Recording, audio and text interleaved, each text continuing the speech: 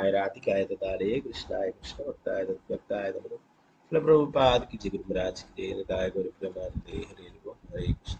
मदेव बंधु मत्संगिन मद्गुरो मन्महादना मन्निष्ठारक मद्भाग्या मदानंदा नमोस्तुते। ग्रंथराज श्रीमद् भागवतम की जय। श्रीमद् भागवतम षष्ठस्कन्धം 15-ാം അധ്യായം ശ്ലോകം 5.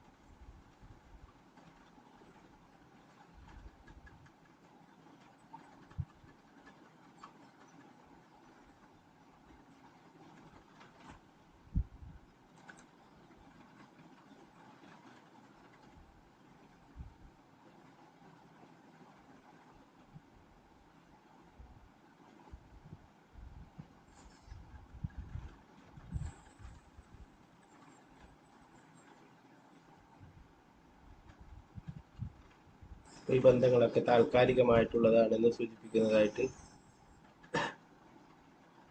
ഉദാഹരണങ്ങൾ പറയുകയുണ്ടായി അല്ലെ. തിരയടിക്കുമ്പോൾ മണൽത്തരികളെല്ലാം ഒന്നിച്ചു ചേരുകയും പിന്നെ എല്ലാം വേറിട്ട് പോവുകയും ഒക്കെ ചെയ്യുന്നത് പോലെ അല്പകാലത്തേക്ക് എന്താ പറയാ, കുടുംബം എന്നൊക്കെ പറഞ്ഞിട്ട് എല്ലാവരുമായിട്ട് ബന്ധമുണ്ടാവും, പിന്നീട് ഓരോരാളായിട്ട് കുഴിഞ്ഞു പോവുകയും ചെയ്യും അല്ലെ. അതുപോലെ തന്നെ എന്താ പറയാ, എല്ലാവർക്കും കുട്ടികളും ഉണ്ടാവണം എന്ന് നിർബന്ധമില്ല എന്നുള്ള കാര്യം പറയുന്നു. എല്ലാ ധാന്യങ്ങളും എല്ലാ വിത്തുകളും ചെടിയായി മാറുന്നില്ല, എല്ലാം മുളയ്ക്കുന്നില്ല എന്നുള്ള കാര്യം.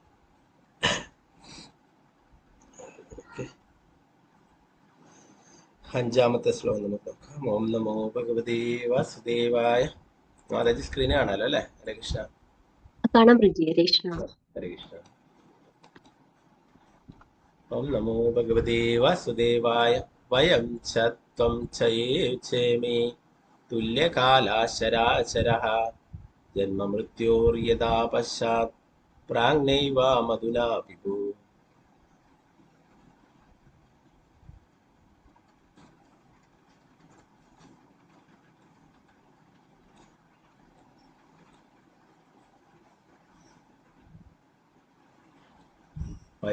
വയം ച ത്വം ചയേ ചേമേ തുല്യകാലാശരാചരഃ ജന്മമൃത്യോർയഥാ പശ്ചാത് പ്രാഗ്നൈവം മധുനാ വിഭോഃ. വയം ച ത്വം ചയേ ചേമേ തുല്യകാലാശരാചരഃ ജന്മമൃത്യോർയഥാ പശ്ചാത് പ്രാഗ്നൈവം മധുനാ വിഭോഃ. ഹരേ കൃഷ്ണ. ഓം നമോ ഭഗവതേ വാസുദേവായ. ഓം നമോ ഭഗവതേ വാസുദേവായ. അയം ച ത്വം ചയേ ചേമേ തുല്യകാലാചരാചരഃ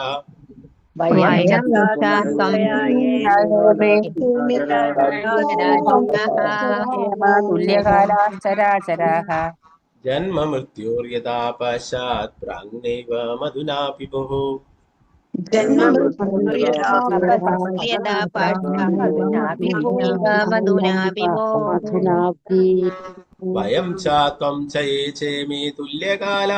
തുല്യകാലാചരാചരഃ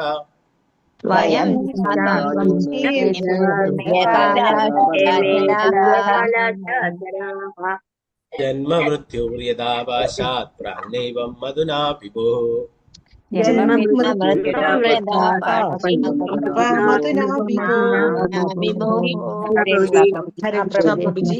ഹരേ കൃഷ്ണ. ഹരേ കൃഷ്ണ. ഒരാളായിട്ട് ചൊല്ലിക്കോളും. മാതിശാമദേവദാസ് മദജി ചൊല്ലിക്കോളും. ഹരേ കൃഷ്ണ. ഹരേ കൃഷ്ണ പ്രഭുജി. ചൊല്ലു. ഓം നമോ ഭഗവതേ വാസുദേവായ. वयं च त्वं च ये च मे तुल्यकालश्चराचराः जन्ममृत्योर्यदा पश्चात् प्राप्नैव मधुना विभो। हरे कृष्ण प्रभु जी। हरे कृष्ण माता जी। अंबिका के श्री देवदास माता जी जो लिख रहे हैं। हरे हरे कृष्ण। कृष्ण प्रभु जी। ओम चलिए। नमो भगवते वासुदेवाय वयं त्वं च ये मे तुल्यकालाश्चराचराः जन्म मृत्योर्यथा पस्पोको। हरे कृष्ण प्रभु। हरे कृष्ण। सीतारामन माता जी चलिए। हरे कृष्ण प्रभु जी। हरे कृष्ण।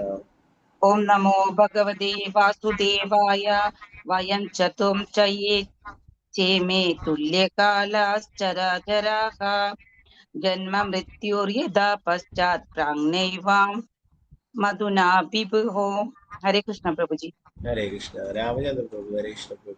हरे कृष्ण प्रभु जी। चलिए। ओम नमो भगवते वासुदेवाय वयं च त्वं च ये च मे तुल्यकालाश्चराचराः जन्म मृत्युर्यथा पश्चात् प्राङ्नैव मधुना विभो।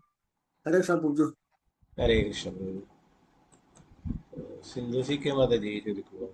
हरे हरे कृष्ण। कृष्ण प्रभु जी। ओम हरे नमो भगवते वासुदेवाय वयं च त्वं च ये चेमे तुल्यकालाश्चराचराः जन्म मृत्योर्यदा पश्चात् प्राङ्नैव मधुना विभो। हरे कृष्ण प्रभु जी। हरे कृष्ण। हरे कृष्ण प्रभु जी। चलिए माता जी। हरे कृष्ण। ओम नमो भगवते वासुदेवाय वयं च त्वं च ये चेमे तुल्यकालाश्चराचराः जन्म मृत्योर्यदा पश्चात् प्राङ्नैव मधुना विभो। हरे कृष्ण प्रभु जी। हरे कृष्ण माता जी।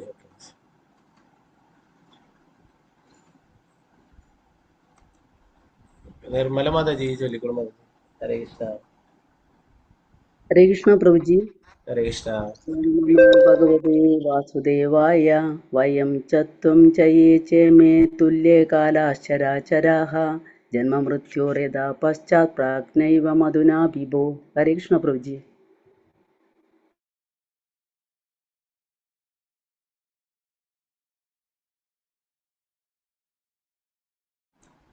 हरे कृष्ण। शोभा प्रदीप माता जी जो लिख रहे हैं। हरे कृष्ण। हरे कृष्ण प्रभु जी। चलिए।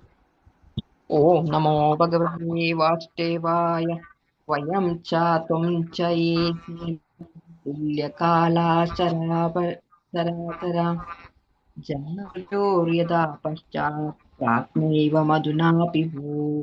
हरे कृष्णा। हरे कृष्ण माता जी। तंगमणि माता जी। हरे कृष्ण माता जी। हरे कृष्णा प्रभु जी। चलिए। ओम नमो भगवते वासुदेवाय वयं च त्वं च ये चे मे तुल्यकालाश्चराश्चराः जन्म मृत्योर्यथा पश्चात् प्राङ्नैव मधुना विभोः। हरे कृष्णा। हरे कृष्ण माता जी। उषा नायर माता जी जो लिख रहे हरे कृष्ण प्रभु जी। हैं। हरे ओम कृष्ण। नमो भगवते वासुदेवाय वयं च त्वं च ये चेमे तुल्यकालाश्चराचराः जन्म मृत्योर्यथा पश्चात् प्राङ्नैव मधुना पिते भोः। हरे कृष्ण प्रभु जी। हरे कृष्ण। शारदा जी नंबर माता जी। हरे कृष्ण माता जी।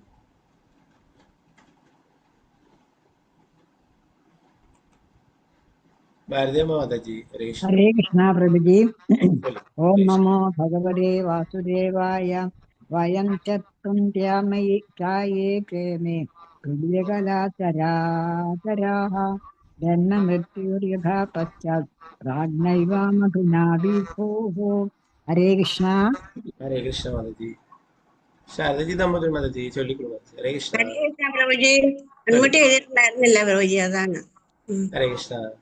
ഓ നമോ ഭഗവതേ വാസുദേവായ വയം ചത്വം ജയേ ചേമേ തുല്യകാലാശ്ചരാചരഃ ജന്മ മൃത്യോര്യഥാ പശ്ചാത് പ്രാജ്ഞൈവ മധുനാ വിഭോ. ഹരേ കൃഷ്ണ പ്രഭുജി. हरे कृष्ण माता जी। वसंत माता जी जो लिख रहे हैं। हरे कृष्ण। हरे कृष्ण प्रभु जी। चलिए।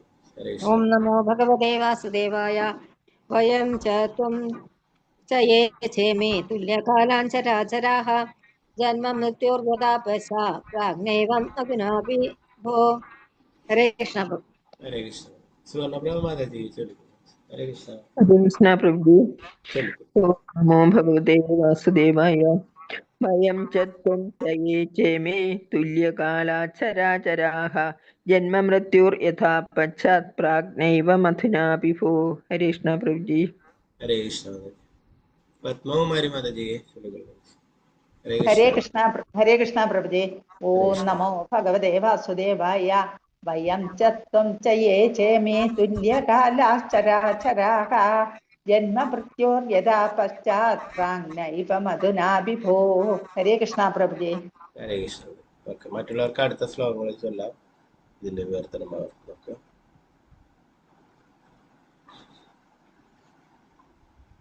വിവർത്തനം ഭാവാർത്ഥ ഭക്തിവേദാന്ത സ്വാമി ശ്രീല പ്രഭുപാദ് കി ജയ അല്ലയോ രാജൻ നീയും ഞാനും നിന്റെ ഉപദേശകരും പത്നിമാരും മന്ത്രിമാരും അതുപോലെ ഈ സമഗ്ര പ്രപഞ്ചത്തിലെ സർവചരാചരങ്ങളും ഇപ്പോൾ അസ്ഥിരാവസ്ഥയിലാണ്. നമ്മുടെ ജനനത്തിനു മുമ്പ് ഈ സ്ഥിതിക്ക് അസ്തിത്വമുണ്ടായിരുന്നില്ല. നമ്മുടെ മരണാനന്തരവും ഇതിന് അസ്തിത്വമുണ്ടാവില്ല. അതുകൊണ്ട് നമ്മുടെ ഇപ്പോഴത്തെ അവസ്ഥ മിഥ്യയല്ലെങ്കിലും താൽക്കാലികമാണ്.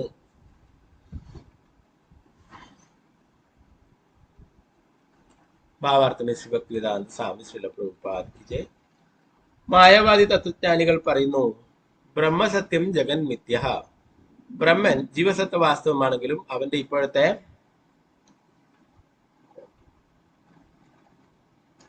ശാരീരികാവസ്ഥ മിഥ്യയാണ്. വൈഷ്ണവ തത്വശാസ്ത്ര പ്രകാരം എങ്ങനെ തന്നെയായാലും ഇപ്പോഴത്തെ അവസ്ഥ മിഥ്യയല്ല, പക്ഷേ താൽക്കാലികമാണ്. അതൊരു സ്വപ്നം പോലെയാണ്.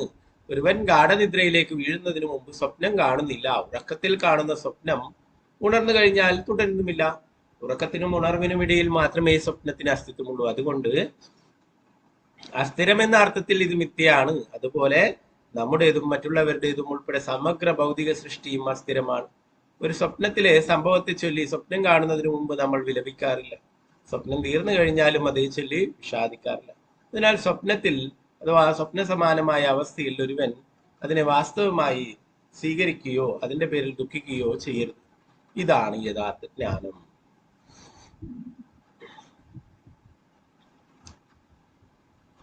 പ്രഭുപാദ് കി ജയ്. ആറാമത്തെ ശ്ലോകം. ഓം നമോ ഭഗവതേ വാസുദേവായ ഭൂതൈർഭൂതാനി ഭൂതേശ സൃജത്യവതി ഹന്തി ച ആത്മസൃഷ്ടേരസൗത്രന്ത്രേ രനപേഷ അഭിബലാവത് ബാലവത് അഭിബാലവത്. ഭൂതൈർഭൂതാനി ഭൂതേശ സൃജത്യവതി ഹന്തി ച ആത്മസൃഷ്ടേരസൗത്രന്ത്രേ രനപേഷാഭിബാലവത്. ഹരേ കൃഷ്ണ. നേരത്തെ ചൊല്ലാൻ പാടില്ല. ശോഭ വിജയമാവതി. ഹരേ കൃഷ്ണ. हरे कृष्ण प्रभु जी ओम नमो भगवते वासुदेवाय भूतानि भूतेश श्रीभगवती हरियाणि च आत्मे सृष्टे अंधसत्य फलवेश अभिबालव हरे कृष्ण प्रभु जी हरे कृष्ण. विजयश्री माता जी. हरे कृष्ण. हरे कृष्ण प्रभु जी प्रणाम प्रभु जी प्रणाम. ओम नमो वासुदेवाय भूतैर्भूतानि भूतेश सृजत्यवति हन्ति च आत्मसृष्टैरस्वतन्त्रैरनपेक्षभिबलावत् हरे कृष्ण. हरे कृष्ण. शांतदेवी माता जी. हरे कृष्ण. हरे कृष्ण. हरे कृष्ण प्रभु जी चलिए. ओम नमो भगवते वासुदेवाय भूतैर्भूतानि भूतेश सृजत्यवति हन्ति आत्मशिष्टैरस्वतन्त्रैरनपेक्षा अभिबालवत् हरे कृष्ण प्रभु जी हरे कृष्ण. अनिता कुमारी माता जी. हरे कृष्ण प्रभु जी हरे कृष्ण. ओम नमो भगवते वासुदेवाय भूतैर्भूतानि भूतेश सृजत्यवति हन्ति च ആത്മസൃഷ്ടേരസ്വാതന്ത്രേ അനപേക്ഷോപി ബാലവത്. ഹരേ കൃഷ്ണ പ്രഭുജി. ഹരേ കൃഷ്ണ. തെരിയാചാരി മാതാജി ചൊല്ലിക്കോ. ഹരേ കൃഷ്ണ. ഹരേ കൃഷ്ണ പ്രഭുജി. ഓം നമോ ഭഗവതേ വാസുദേവായ. ഭൂതൈർഭൂതാനി ഭൂതേശ സുരക്ഷപതി കന്ദിച്ച ആത്മസൃഷ്ടൈ അസ്വതന്ത്രൈ അനപേക്ഷോപി ബാലവത്. ഹരേ കൃഷ്ണ പ്രഭുജി. ഹരേ കൃഷ്ണ. സാവിത്രി ബഷീർ ദേവദാസ് മാതാജി ചൊല്ലിക്കോ. ഹരേ കൃഷ്ണ പ്രഭുജി. പ്രണാമം പ്രഭുജി. ഓം നമോ ഭഗവതേ വാസുദേവായ. ഭൂതിർഭൂതാനി ഭൂതേശ സൃജത്യവധി ഹന്തി ച ആത്മസൃഷ്ടൈരസ്വതന്ത്രൈരനപേക്ഷോപി ബാലവത്. ഹരേ കൃഷ്ണ പ്രഭുജി. ഹരേ കൃഷ്ണ. തെരിയാജി മാതാജി ചൊല്ലിക്കോ. ഹരേ കൃഷ്ണ. ഹരേ കൃഷ്ണ പ്രഭു.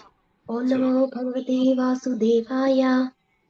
ഭൂതേ ഭൂതാനി ഭൂതേശ സൃജത്യവതി ഹന്തി ച ആത്മസൃഷ്ടൈരസ്വതന്ത്രൈരനപേക്ഷോപി ബാലവത്.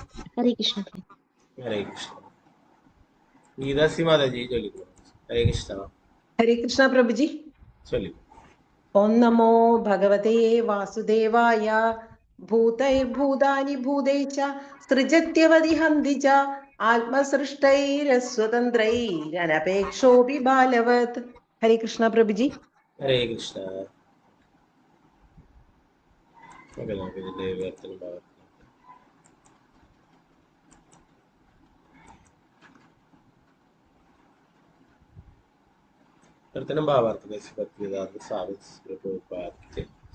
പരമദിവ്യത്വ പുരുഷനായ ഭഗവാൻ എല്ലാറ്റിന്റെയും യജമാനൻ തീർച്ചയായും ഈ താൽക്കാലിക ലൗകിക ആവിഷ്കാരത്തിൽ താല്പര്യനല്ല. എന്നിരുന്നാലും ഒരു ബാലൻ കടലോരത്ത് കളിക്കുമ്പോൾ അവന് താല്പര്യമില്ലാത്ത എന്തൊക്കെയോ നിർമ്മിക്കുന്നത് പോലെ ഭഗവാൻ എല്ലാം തന്റെ നിയന്ത്രണത്തിൽ സൃഷ്ടിസ്ഥിതി സംഹാരങ്ങളുടെ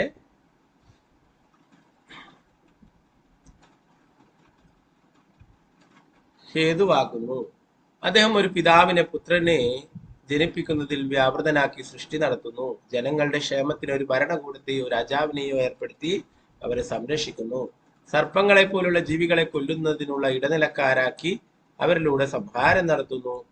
സൃഷ്ടിസ്ഥിതി സംഹാരങ്ങളുടെ ഇടനിലക്കാർക്ക് സ്വതന്ത്ര ശക്തിയില്ല. പക്ഷെ ഒരുവൻ മായയുടെ വശീകരണത്താൽ അവനാണ് സൃഷ്ടിസ്ഥിതി സംഹാരകനെന്ന് സ്വയം ചിന്തിക്കുന്നു. भावार्थ में श्री भक्तिवेदांत स्वामी श्रील प्रभुपाद की ആർക്കും സ്വതന്ത്രമായി സൃഷ്ടിക്കുവാനും സംരക്ഷിക്കുവാനും സംഹരിക്കാനും കഴിവില്ല. അതിനാൽ ഭഗവത്ഗീത 3:27 പറയുന്നു, പ്രകൃതേ ക്രിയമാണാനി ഗുണേ കർമാണി സർവശഃ അഹങ്കാര വിമൂഢാത്മാ കർത്താഹം വിധി മന്യതേ. ഭൗതിക പ്രകൃതിയുടെ ത്രിഗുണങ്ങളുടെ പ്രേരണയാൽ സംഭ്രമിക്കുന്ന ജീവാത്മാവ് താനാണ് എല്ലാ കർമ്മങ്ങളുടെയും നിർവാഹകനെന്ന് സ്വയം ചിന്തിക്കുന്നു. വാസ്തവത്തിൽ എല്ലാം നിർവഹിക്കപ്പെടുന്നത് ഭൗതിക പ്രകൃതിയാലാണ്. ഭൗതിക പ്രകൃതി പരമദിവ്യത്വ പുരുഷനായ ഭഗവാന്റെ നിർദ്ദേശം അനുസരിച്ച് ഭൗതിക പ്രകൃതിയുടെ ഗുണങ്ങളുടെ അടിസ്ഥാനത്തിൽ സൃഷ്ടിസ്ഥിതി സംഹാരങ്ങൾ നടത്താൻ എല്ലാ ജീവസത്തകളെയും പ്രലോഭിപ്പിക്കുന്നു. പക്ഷേ ജീവസത്ത പരമോന്നതനായ വ്യക്തിയുടെയും അദ്ദേഹത്തിന്റെ മാധ്യമമായ ഭൗതിക പ്രകൃതിയുടെയും അറിവില്ലാതെ താനാണ് സ്വയം എല്ലാം നിർവഹിക്കുന്നതെന്ന് ചിന്തിക്കുന്നു.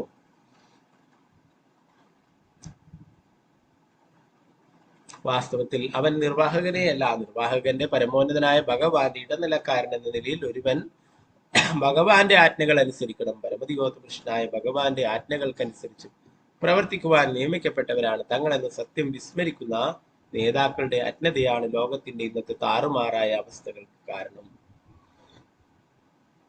ഭഗവാനാൽ നിയമിക്കപ്പെട്ടവരാകിയാൽ ഭഗവാന്റെ ഇംഗിതം അറിഞ്ഞ് പ്രവർത്തിക്കുകയാണ് അവരുടെ ധർമ്മം. പരമോന്നതനായ ഭഗവാന്റെ ഉപദേശ നിർദ്ദേശങ്ങൾ നിറഞ്ഞ ഭഗവത്ഗീതയാണ് അവർക്ക് പരിശോധനയ്ക്കുള്ള ഗ്രന്ഥം. അതുകൊണ്ട് സൃഷ്ടിസ്ഥിതി സംഹാരങ്ങളിൽ മുഴുകുന്നവർ അവരെ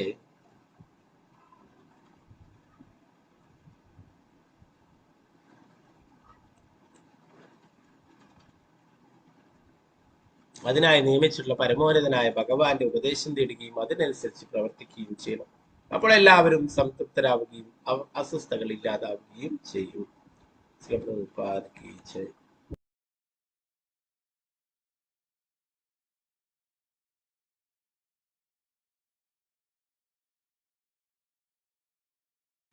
ഏഴാമത്തെ ശ്ലോകം. ഓം നമോ ഭഗവതേ വാസുദേവായ. ദേഹേന ദേഹിനോ രാജൻ ദേഹാദേഹോ അഭിജായതേ ബീജാദേവ യഥാ ബീജം ദേഹ്യർത്ഥ ഇവ ശാശ്വതഃ. ദേഹേന ദേഹിനോ രാജൻ ദേഹാദേഹോ അഭിജായതേ ബീജാദേവ യഥാ ബീജം ദേഹ്യർത്ഥ ഇവ ശാശ്വതഃ.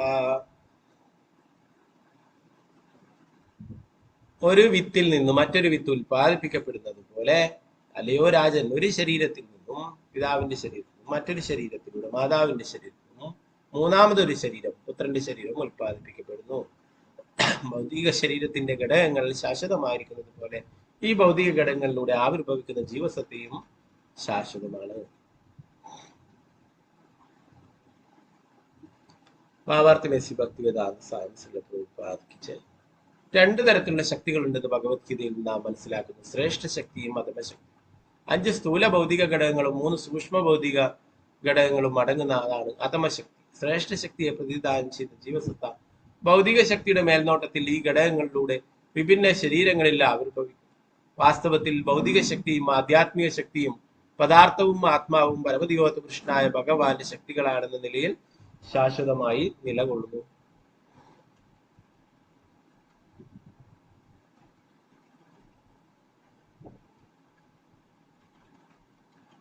ശക്തമായ സത്ത പരമോന്നതനായ വ്യക്തിയാണ്. ആധ്യാത്മിക ശക്തി ജീവാത്മാവ് പരമോന്നതനായ ഭഗവാന്റെ അവിഭാജ്യ ഘടകമായതിനാൽ ഭഗവാൻ അവന് വിഭിന്ന രീതിയിലുള്ള ഭൗതിക ശരീരങ്ങൾ സ്വീകരിക്കുവാനും വിഭിന്ന ഭൗതികാവസ്ഥകളിൽ സന്തോഷിക്കുവാനോ ദുരിതം അനുഭവിക്കുവാനോ അവസരം നൽകുകയും ചെയ്തു. വാസ്തവത്തിൽ ഭൗതിക കാര്യങ്ങൾ ആസ്വദിക്കുവാൻ അഭിലഷിക്കുന്ന ആധ്യാത്മിക ശക്തി ജീവാത്മാവ് പരമോന്നതനായ ഭഗവാനാലാണ് കൈകാര്യം ചെയ്യപ്പെടുന്നത്. പിതാവെന്നും മാതാവെന്നും വിളിക്കപ്പെടുന്നവർക്ക് ജീവാത്മാവിന്റെ കാര്യത്തിൽ ഒന്നും തന്നെ ചെയ്യാനില്ല. ജീവാത്മാവ് അവന്റെ സ്വന്തം കർമ്മങ്ങളുടെയും തെരഞ്ഞെടുപ്പിന്റെയും ഫലം എന്ന നിലയിൽ മാതാപിതാക്കൾ എന്ന് വിളിക്കപ്പെടുന്ന മാധ്യമങ്ങളിലൂടെ വ്യത്യസ്ത ശരീരങ്ങൾ സ്വീകരിക്കുന്നു. പ്രഭുപാദിക്ക് 8ാമത്തെ ശ്ലോകം. ഓം നമോ ഭഗവതേ വാസുദേവായ.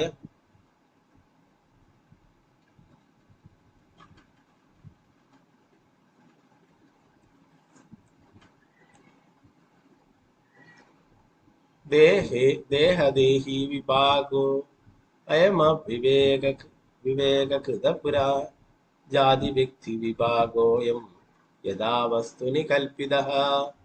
ദേഹദേഹി വിഭാഗോ അയമവിവേകകൃതപുരാ ജാതി വ്യക്തി വിഭാഗോയം യഥാ വസ്തുനി കൽപ്പിതഃ. ദേശീയത, വ്യക്തിത്വം തുടങ്ങിയവയുള്ള വർഗീകരണവും തരംതിരിവുകളും ജ്ഞാനത്തിൽ ഔന്നത്യമില്ലാത്ത ആളുകളുടെ ഭാവനകൾ മാത്രമാണ്. ഭാവാർത്ഥി മെസ്സി ഭക്തിവേദാന്ത സാംസ്കൃതിക പ്രഭുപാദി. വാസ്തവത്തിൽ 2 ശക്തികളുണ്ട്, ഭൗതികവും ആധ്യാത്മികവും. ശാശ്വത സത്യത്തിൽ നിന്നും പരമോന്നതനായ ഭഗവാനിൽ നിന്നും ഉത്ഭവിക്കുന്നവ ആകയാൽ ഈ 2 ശക്തികൾക്കും നിത്യമായ അസ്തിത്വമുണ്ട്. വ്യക്തിഗത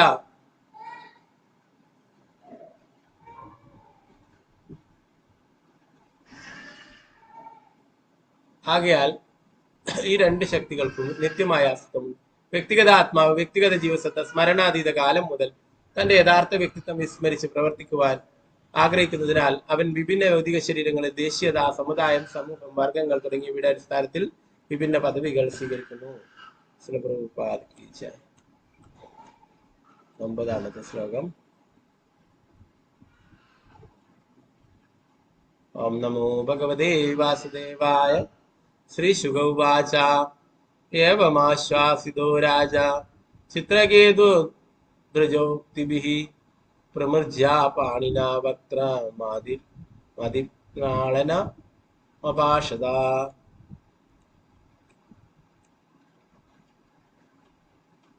ശ്രീ ശുക ഉവാച ഏവമാശ്വാസിതോ രാജ ചിത്രകേതു ദ്രജോക്തിഭിഃ പ്രമൃജ്യ പാണിന വക്ത്ര മാതിമ്ലാനമപാഷത. ശ്രീ ശിവദേവ ഗോസ്വാമി തുടർന്നു, അപ്രകാരം നാരദന്റെയും അങ്കിരസിന്റെയും ഉപദേശങ്ങളാൽ ഉണർത്തപ്പെട്ട ചിത്രകേതു രാജാവ് അറിവ് ലഭിച്ച് പ്രതീക്ഷാനിർഭരനായി ദുഃഖത്താൽ ചുളുങ്ങിയ മുഖം കൈകൊണ്ട് തുടച്ച് രാജാവ് സംസാരിക്കാൻ തുടങ്ങി. ഇത്രയും ഉപദേശങ്ങളൊക്കെ കേട്ടിട്ട് ചിത്രകേതു മഹാരാജാവ് എന്നെ സംസാരിക്കുകയാണ്. 10ാമത്തെ ശ്ലോകം. ഓം നമോ ഭഗവതേ വാസുദേവായ. ശ്രീരാജോവാച കൗ യുവാം ജ്ഞാനസമ്പന്നോ മഹിഷ്ടോ ച മഹീയസാം അവധൂതേന വേഷേണ ഗുഡാവിഹാസമാഗതോ. ശ്രീരാജോവാച കൗ യുവാം ജ്ഞാനസമ്പന്നോ മഹിഷ്ടോ ച മഹീയസാം അവധൂതേന വേഷേണ ഗുഡാവിഹാസമാഗതോ. ചിത്രകേതു മഹാരാജാവ് പറഞ്ഞു, നിങ്ങൾ ഇരുവരും നിങ്ങളുടെ യഥാർത്ഥ വ്യക്തിത്വം മറച്ച് അവധൂതരുടെ വേഷത്തിൽ ഇവിടെ വന്നിരിക്കുന്നു. പക്ഷെ എല്ലാ മനുഷ്യരിലും വെച്ച് അറിവിൽ ഏറ്റവും ഉണർവുള്ളവർ നിങ്ങളാണെന്ന് ഞാൻ കണ്ടറിയുന്നു. നിങ്ങൾ എല്ലാറ്റിൻ്റെയും അവയുടെ യഥാരൂപത്തിൽ അറിയുന്നു. അതിനാൽ എല്ലാ മഹത്തുക്കളിലും വെച്ച് ഏറ്റവും മഹത്തുക്കൾ നിങ്ങളാണ്. 11ാമത്തെ ശ്ലോകം. ഓം നമോ ഭഗവതേ വാസുദേവായ. ചരന്തി ഹൗവനൗ കാമം ബ്രാഹ്മണാ ഭഗവത് പ്രിയ മാതൃശാം ഗ്രാമ്യബുദ്ധീനാം ബോധോയോന്മോത്തലിംഗിനഃ. ചരന്തി ഹൗവനോ കാമം ബ്രാഹ്മണാ ഭഗവത് പ്രിയ മാതൃശാം ഗ്രാമ്യബുദ്ധീനാം ബോധയോന്മത്തലിംഗിനഃ.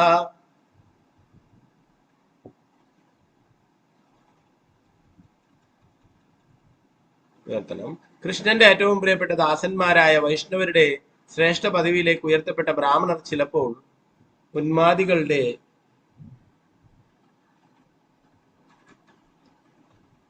ഉന്മാദികളുടേതുപോലുള്ള വേഷം ധരിക്കാറുണ്ട്. സദാ ഇന്ദ്രിയ സുഖങ്ങളിൽ ആസക്തരായ ഞങ്ങളെപ്പോലുള്ള ഭൗതികരുടെ പ്രയോജനത്തിന്, ഞങ്ങളുടെ അജ്ഞത അകറ്റുന്നതിന് ഈ വൈഷ്ണവർ അവരുടെ സ്വന്തം ഇച്ഛപ്രകാരം ലോകത്തിലെമ്പാടും അലഞ്ഞു തിരിയുന്നു. 12 മുതൽ 15 വരെയുള്ള ശ്ലോകങ്ങള് ഒരുമിച്ചാണ്, നമുക്ക് നോക്കാം. ഓം നമോ ഭഗവതേ വാസുദേവായ. കുമാരോ നാരദ പ്രഭുരംഗിരാദേവലോ അസിതഃ അപാന്തരത്തമാ വ്യാസോ മാർക്കണ്ഡേയോ അധ ഗൗതമഃ. വസിഷ്ഠോ ഭഗവാൻ രാമഃ കപിലോ ബാദരായണിഃ ദുർവാസായജ്ഞവൽക്യസ്യ ജാതുകർണസ്തദാരുണിഃ. രോമശസ്യവനോ ദത്ത ആസുരീ സപതഞ്ജലിഃ. ഋഷിർവേദാശിരാദൗമ്യോ മുനി പഞ്ചശിഖസ്തദഃ. ഹിരണ്യനാഭാ കൗശല്യ ശ്രുതാദേവാർദ്ധ്വജഃ. ഏതേ പരേ ച സിദ്ധേശാ ചരന്തി ജ്ഞാനഹേതവഃ. കുമാരോ നാരദ ഋപുരംഗിരാദേവലോ അസിതഃ അപാന്തരതമാ വ്യാസോ മാർക്കണ്ഡേയോ അധ ഗൗതമഃ. വസിഷ്ഠോ ഭഗവാൻ രാമഃ കപിലോ ബാദരായണിഃ ദുർവാസായജ്ഞവൽക്യസ്യ ജാതുകർണസ്തദാരുണിഃ. രോമശസ്യവനോ ദത്ത ആസുരീ സപതഞ്ജലിഃ. ഋഷിർവേദശിരാദൗമ്യോ മുനി പഞ്ചശിഖസ്തദഃ. ഹിരണ്യനാഭാ കൗശല്യ ശ്രുതാദേവാർദ്ധ്വജഃ. ഏതേ പരേ ച സിദ്ധേശാ ശരന്തി ജ്ഞാനഹേതവഃ.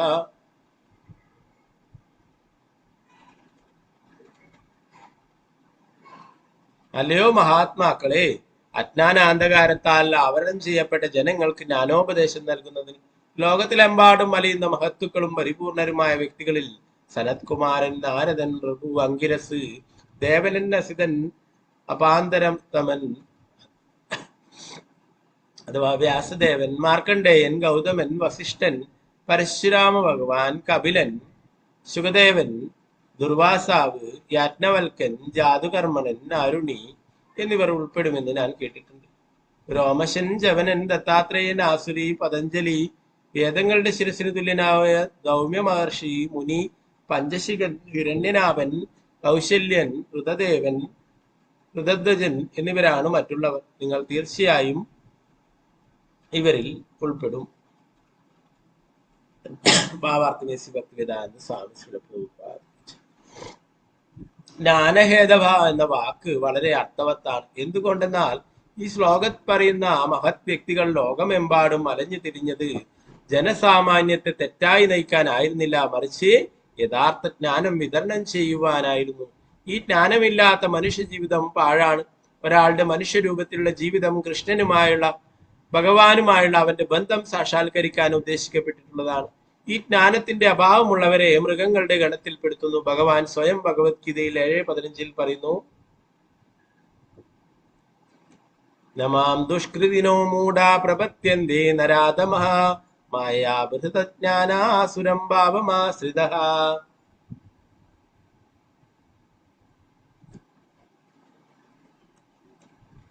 ദുഷ്കൃതരായ മൂഢന്മാരും മനുഷ്യ അധമന്മാരും മായാൽ അപഹരിക്കപ്പെട്ട് ജ്ഞാനത്തോടു കൂടിയവരും നിരീശ്വരനുമായ അസുരന്മാർ എന്നെ ശരണം പ്രാപിക്കുന്നില്ല.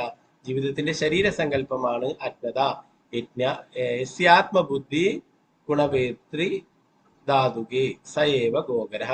പ്രായോഗികമായി ഈ വിശ്വപ്രപഞ്ചത്തിലുള്ള സർവരും, പ്രത്യേകിച്ചും ഈ ഭൂർലോകത്തിലുള്ളവർ, ആത്മാവിനും ശരീരത്തിനും വേറിട്ട അസ്തിത്വമില്ലെന്നും അതുകൊണ്ട് ആത്മസാക്ഷാത്കാരത്തിന്റെ ആവശ്യമില്ലെന്നും വിചാരിക്കുന്നു. പക്ഷെ അത് വാസ്തവമല്ല. ആയതിനാൽ ഇവിടെ പറഞ്ഞിട്ടുള്ള ബ്രാഹ്മണരെല്ലാം ഭക്തന്മാരെന്ന നിലയിൽ ഭൗതികവാദികളായ അത്തരം മൂഢന്മാരുടെ ഹൃദയങ്ങളിൽ കൃഷ്ണാബോധം ഉണർത്തുന്നതിന് ലോകത്തിലെമ്പാടും സഞ്ചരിക്കുന്നു. ഈ ശ്ലോകത്തിൽ സൂചിപ്പിച്ചിട്ടുള്ള ആചാര്യന്മാരെല്ലാം മഹാഭാരതത്തിൽ പരാമർശിക്കപ്പെട്ടിട്ടുള്ളവരാണ്. ഇവിടെ കൊടുത്തിട്ടുള്ള പഞ്ചശിക എന്ന പദത്തിനും വളരെ പ്രാധാന്യമുണ്ട്. അന്നമയം, പ്രാണമയം, മനോമയം, വിജ്ഞാനമയം, ആനന്ദമയം എന്നീ സങ്കല്പങ്ങളിൽ നിന്നും മുക്തരായവരും ആത്മാവിന്റെ ആ സൂക്ഷ്മ ആവരണത്തെ കുറിച്ച് പരിപൂർണമായ അറിവുള്ളവരും പഞ്ചശിക എന്ന് വിളിക്കപ്പെടുന്നു. മഹാഭാരതത്തിലെ പ്രസ്താവന പ്രകാരം ശാന്തിപർവം അധ്യായം 218-219 പഞ്ചശിക എന്നു പേരുള്ള ഒരു ആചാര്യൻ മിഥിലയുടെ ഭരണാധിപനായിരുന്ന ജനക മഹാരാജാവിന്റെ കുടുംബത്തിൽ ജന്മമെടുത്തു. സാങ്കേശാസ്ത്രക്കാർ പഞ്ചശിക ആചാര്യനെ അവരിൽ ഒരാളായി സ്വീകരിക്കുന്നു. ശരീരത്തിനുള്ളിൽ കുടികൊള്ളുന്ന ജീവസത്തയെ സംബന്ധിച്ചു ഉള്ളതാണ് യഥാർത്ഥ ജ്ഞാനം. നിർഭാഗ്യവശാൽ അജ്ഞത മൂലം ജീവസത്ത താൻ ശരീരമാണെന്ന് കരുതുകയും അതുമൂലം സന്തോഷവും ദുഃഖവും അനുഭവിക്കുകയും ചെയ്യുന്നു.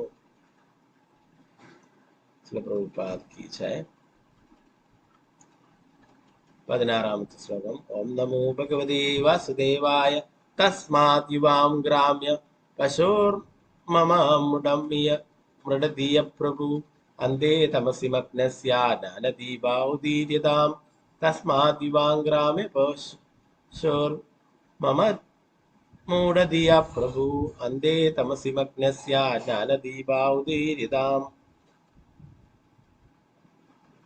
നിങ്ങൾ മഹാവ്യക്തിത്വങ്ങളാകിയാൽ എനിക്ക് ജ്ഞാനം നൽകുവാൻ നിങ്ങൾക്ക് കഴിയും.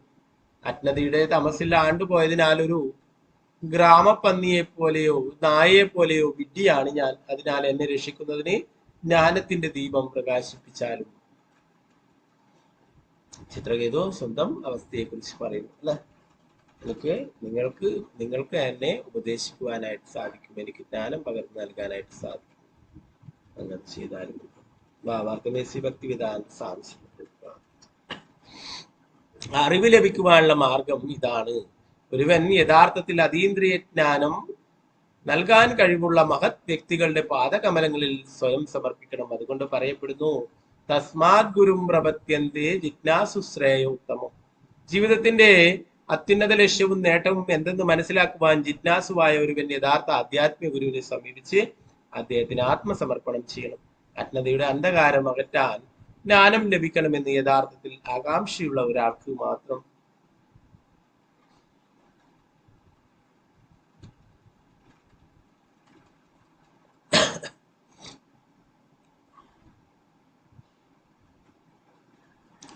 മാത്രമേ ഒരു ഗുരുവിനെ അഥവാ ആധ്യാത്മിക ഗുരുവിനെ സമീപിക്കുവാൻ അർഹതയുള്ളൂ. ഭൗതിക പ്രയോജനങ്ങൾക്ക് വേണ്ടി ഗുരുവിനെ സമീപിക്കരുത്. എന്തെങ്കിലും രോഗശമനത്തിന് വേണ്ടിയോ അല്ലെങ്കിൽ അത്ഭുതകരമായ നേട്ടത്തിന് വേണ്ടിയോ ഗുരുവിനെ സമീപിച്ചുകൂടാ.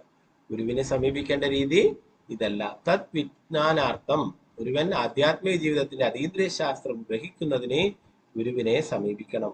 ദൗർഭാഗ്യത്തിന് കലിയുടെ യുഗത്തിൽ ശിഷ്യന്മാർക്ക് മുന്നിൽ മായാജാലം പ്രകടിപ്പിക്കുന്ന വ്യാജ ഗുരുക്കന്മാരുണ്ട്. വിഡ്ഢികളായ ധാരാളം ശിഷ്യന്മാർ ഭൗതിക നേട്ടങ്ങൾക്ക് വേണ്ടി അത്തരം മായാജാലങ്ങൾ കാണാൻ ആഗ്രഹിക്കുകയും ചെയ്യുന്നു. ഇത്തരം ശിഷ്യന്മാർ അജ്ഞതയുടെ അന്ധകാരത്തിൽ നിന്നും തങ്ങളെ തന്നെ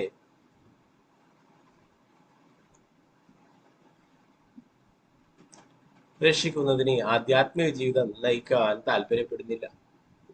അതേപ്പറ്റി ഇങ്ങനെ പറഞ്ഞിരിക്കുന്നു. ഓം അജ്ഞാനതിമിരാന്തസ്യ നാനാഞ്ജനാശലാകെ ചക്ഷുരുന്മീലിതം യേന തസ്മൈ ശ്രീ ഗുരവേ നമഃ.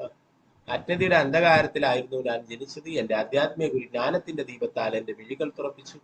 അദ്ദേഹത്തിന് ഞാൻ എന്റെ ആദര പ്രണാമങ്ങൾ അർപ്പിക്കുന്നു. ഗുരുവിന്റെ നിർവചനം നൽകുന്നതാണ് ഈ ശ്ലോകം. എല്ലാവരും അജ്ഞാന അന്ധകാരത്തിലാണ്. ആകയാൽ എല്ലാവരും അതീന്ദ്രിയ ജ്ഞാനത്താൽ ഉണർത്തപ്പെടേണ്ടത് ആവശ്യമാണ്. ഈ ഭൗതിക ലോകത്തിലെ അജ്ഞാന അന്ധകാരത്തിലെ ചുറ്റിത്തിരയിൽ നിന്നും സ്വന്തം ശിഷ്യനെ രക്ഷിക്കുന്നവനാണ് യഥാർത്ഥ ആധ്യാത്മിക ഗുരു. ശ്രീ പ്രഭുപാദ കീ ജയ്.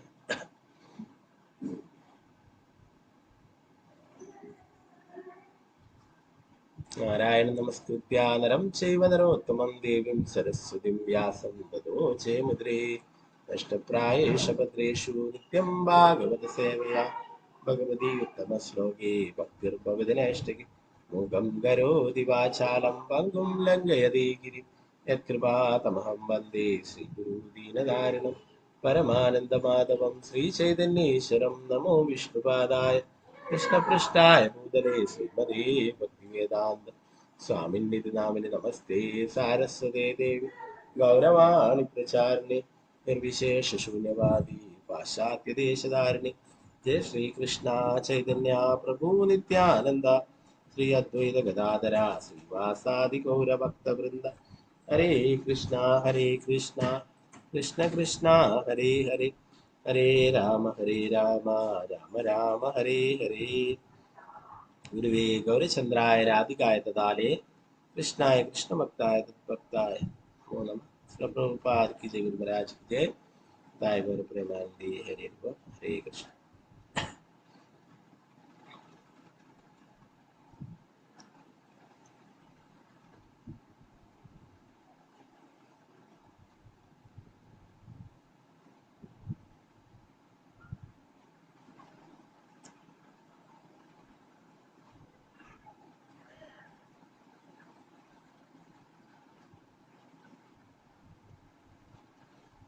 ഇവിടെ അംഗിരസും നാരദ മുനിയും കൂടി ചിത്രകവിതന് ഉപദേശങ്ങൾ നൽകിയാണ് അല്ലെ.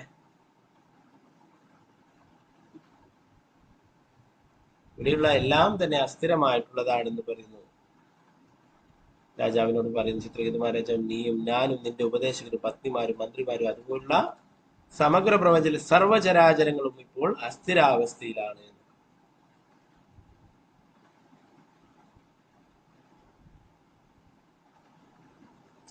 നമ്മുടെ ജനനത്തിന് മുമ്പ് ഈ സ്ഥിതിക്ക് അസ്തിത്വം ഉണ്ടായിരുന്നില്ല.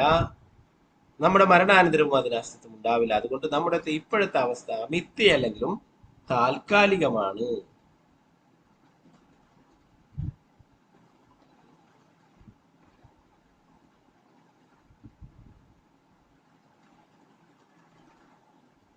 പ്രവാചകർ പറയുന്നു, ഇപ്പോഴത്തെ അവസ്ഥ മിഥ്യയല്ല, പക്ഷെ താൽക്കാലികമാണ്. അതൊരു സ്വപ്നം പോലെയാണ്. ഒരുവൻ ഗാഠനിദ്രയിലേക്ക് വീഴുന്നതിന് മുമ്പ് സ്വപ്നം കാണുന്നില്ല. ഉറക്കത്തിൽ കാണുന്ന സ്വപ്നം ഉണർന്നു കഴിഞ്ഞാൽ തുടരുന്നതുമില്ല. അതാണ് വളരെ മനോഹരമായിട്ടുള്ള ഉദാഹരണമാണ്. ഒരാള് സ്വപ്നം കാണുന്നത് പോലെയാണ്. ഉറങ്ങുന്നതിന്റെ മുന്നേ നമുക്ക് സ്വപ്നം കാണാനായിട്ട് സാധിക്കില്ല അല്ലെ. ഉറക്കത്തിലാണ് സ്വപ്നം കാണുന്നത്. ഉറക്കം ഉണർന്നു കഴിഞ്ഞാലോ ആ സ്വപ്നം കാണാനും സാധിക്കില്ല. അതുപോലെ താൽക്കാലികമായിട്ടുള്ളതാണ് എന്നാണ് പറയുന്നത്.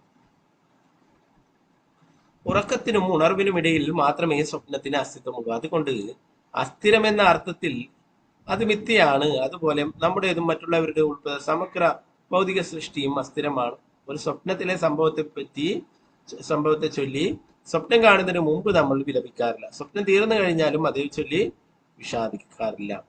അതിനാൽ സ്വപ്നത്തിൽ അഥവാ സ്വപ്ന സമാനമായ അവസ്ഥയിൽ ഒരുവൻ അതിനെ വാസ്തവമായി സ്വീകരിക്കുകയോ അതിന്റെ പേരിൽ ദുഃഖിക്കുകയോ ചെയ്യരുത്. ഇതാണ് യഥാർത്ഥ ജ്ഞാനം. അപ്പോ താൽക്കാലികമായിട്ടുള്ളതാണ് ഈ ശരീരം എന്ന് പറയുന്നത് അല്ലെ. ആത്മാവ് ശാശ്വതമായിട്ടുള്ളതാണ് അല്ലെ. എന്നാൽ ആത്മാവ് ഈ ഒരു ശരീരം സ്വീകരിക്കുന്നു, അത് താൽക്കാലികമായിട്ടുള്ളതാണ് അല്ലെ. ആ ശരീരം ഇപ്പോൾ ചിത്രകേതുവിന്റെ പുത്രൻ ആ ശരീരം ഉപേക്ഷിച്ചു പോയി അല്ലെ. അപ്പോ ആ ശരീരത്തെ ചൊല്ലിയാണ് ഇപ്പോൾ വിലപിക്കുന്നത്.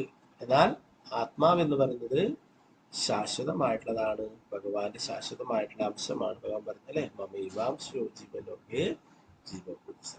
ഭഗവാന്റെ ശാശ്വതമായിട്ടുള്ള അംശമാണ് ആത്മാവെന്ന് പറയുന്നത്. അതിനൊരിക്കലും നാശം.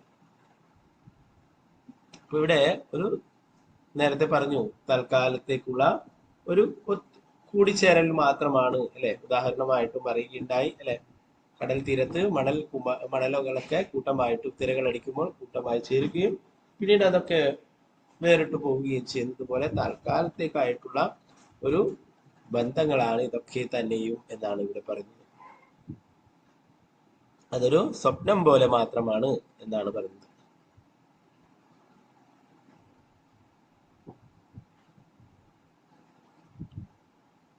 അടുത്ത ശ്ലോകത്തിൽ പറയുന്നത്, പരമദിവാത്വ പുരുഷനായ ഭഗവാൻ എല്ലാറ്റിന്റെയും യജമാനൻ തീർച്ചയായും ഈ താൽക്കാലിക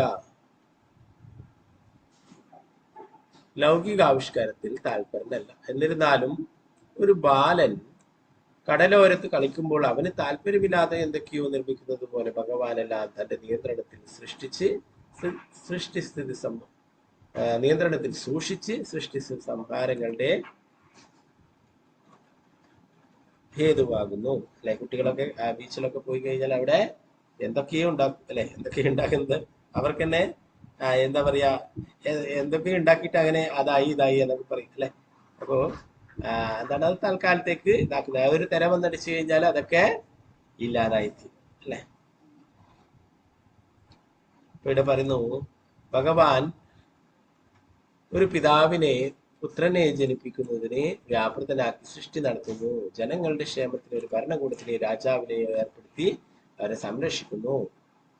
സർപ്പങ്ങളെ പോലുള്ള ജീവികളെ കൊല്ലുന്നുള്ള ഇടനിലക്കാരാക്കി അവരിലൂടെ സംഹാരം നടത്തുന്നു. സൃഷ്ടി സംഹാരങ്ങളുടെ ഇടനിലക്കാർക്ക് സ്വതന്ത്ര ശക്തിയില്ല. പക്ഷെ ഒരുവൻ മായയുടെ വശീകരണത്താൽ അവനാണ് സൃഷ്ടി നടത്തുന്നത് സംഹാരകരെന്ന് സ്വയം ചിന്തിക്കുന്നു. അപ്പൊ ഭഗവാനാണ് ഇതൊക്കെ ചെയ്യുന്നത്. എന്നാൽ ഇതിൽ ഇടനിലക്കാരായിട്ട് ജീവസത്തകൾ ഉണ്ടാവും അല്ലെ. അപ്പൊ അതുകൊണ്ട് തെറ്റായ ധാരണയാണ്. നിത്യാഹങ്കാരം മൂലം എന്താണ്, താനാണെല്ലാം ചെയ്യുന്നത് എന്ന് ചിന്തിക്കുന്നു.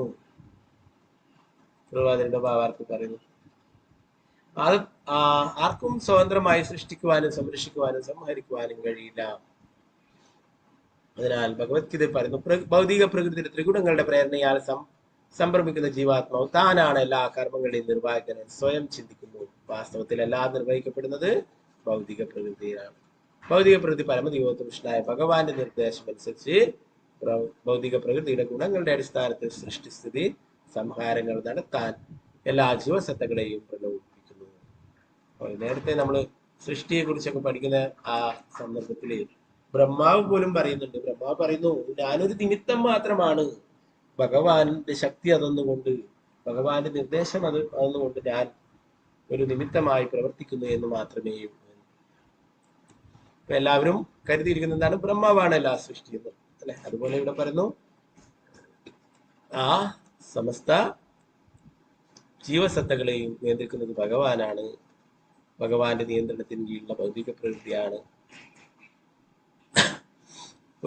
ഇതൊക്കെ നടത്തുന്നത് ഭഗവാന്റെ നിയന്ത്രണത്തിന് കീഴിൽ. എന്നാൽ ജീവസത്തകൾ നിത്യാഹങ്കാരം മൂലം തങ്ങളാണ് ഇതൊക്കെ നിർവഹിക്കുന്നത് എന്ന് കരുതുന്നു.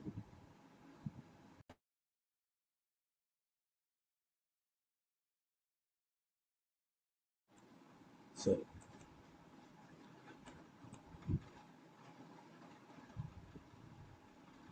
അപ്പൊ ഇവിടെ എല്ലാവരും തന്നെ ഈ രാജാക്കന്മാർ, ഭരണാധികാരി, ഇവരൊക്കെ എന്താണ്, ഭഗവാന്റെ പ്രതിനിധികളാണ്. ഭഗവാന്റെ നിർദ്ദേശം അനുസരിച്ച് പ്രവർത്തിക്കേണ്ടവരാണെന്ന് പറയുന്നു. പരമോന്നതനായ ഭഗവാന്റെ ഇടനിലക്കാരെന്ന രീതിയിൽ ഒരുവൻ ഭഗവാന്റെ ആജ്ഞകൾ അനുസരിക്കണം. പരമദിവോത്വ പുരുഷനായ ഭഗവാന്റെ ആജ്ഞകൾ അനുസരിച്ച് പ്രവർത്തിക്കുവാൻ നിയമിക്കപ്പെട്ടിരിക്കുന്നവരാണ് തങ്ങളെന്ന സത്യം വിസ്മരിക്കുന്ന നേതാക്കളുടെ അജ്ഞതയാണ് ലോകത്തിന്റെ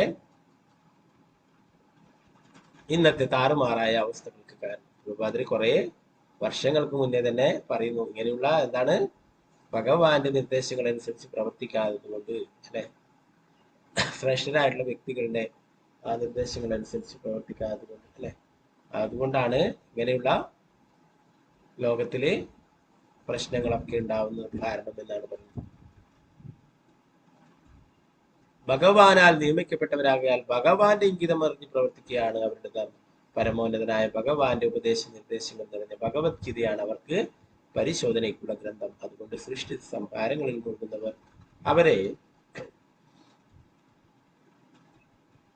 അതിനായി നിയമിച്ചിട്ടുള്ള പരമോന്നതനായ ഭഗവാന്റെ ഉപദേശം തേടുകയും അതനുസരിച്ച് പ്രവർത്തിക്കുകയും ചെയ്യുമ്പോൾ എല്ലാവരും അപ്പോഴെല്ലാവരും സംതൃപ്തരാവുകയും അസ്വസ്ഥകൾ ഇല്ലാതാവുകയും ചെയ്യും. അല്ലെ, ഓരോരോ ആൾക്കാരും എന്റേത് എന്നുള്ള ആ അഹങ്കാരത്തിലാണ് എല്ലാം പ്രവർത്തിക്കുന്നത്. അല്ലെ, എന്റെ രാജ്യം, എന്റെ സമ്പത്ത്, അല്ലെ, മറ്റുള്ളവരെ കൂടി ആക്രമിച്ച് അവരുടെ സമ്പത്ത് കൂടി കൈക്കലാക്കണം, അല്ലെ, ഇങ്ങനെയൊക്കെ കരുതിയിട്ടാണ് ആൾക്കാർ തമ്മിലായാലും രാജ്യങ്ങൾ തമ്മിലായാലും എല്ലാം പ്രശ്നങ്ങൾ നടക്കുന്നത്. അല്ലെ, എന്നാൽ ഭഗവത്ഗീത മനസ്സിലാക്കിയിട്ടുള്ള ഒരാൾക്ക് അറിയാൻ സാധിക്കും ഇതിന്റെയൊക്കെ യഥാർത്ഥ അവകാശി ഭഗവാനാണ്. അല്ലെ, വക്താരാമെന്ന് തപസാം സർവലോക മഹേശ്വരം.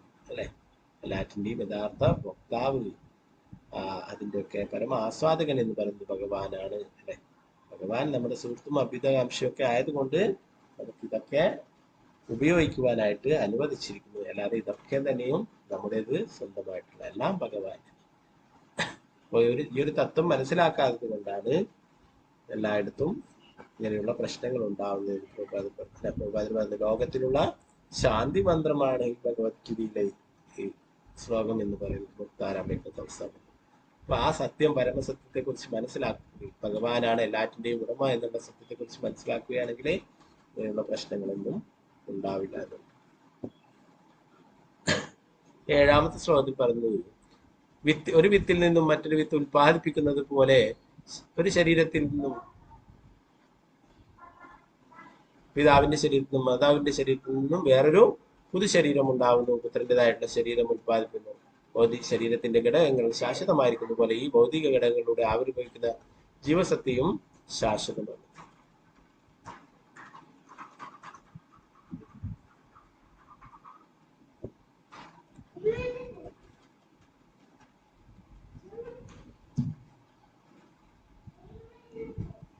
സുദേവസ്വാമി പറയുന്നത്, നാരദന്റെയും അങ്കിരസിന്റെയും ഉപദേശങ്ങള് കേട്ടിട്ട് ചിത്രകേതു മഹാരാജാവ് പിന്നീട് സംസാരിക്കുവാനായിട്ട് തുടങ്ങി.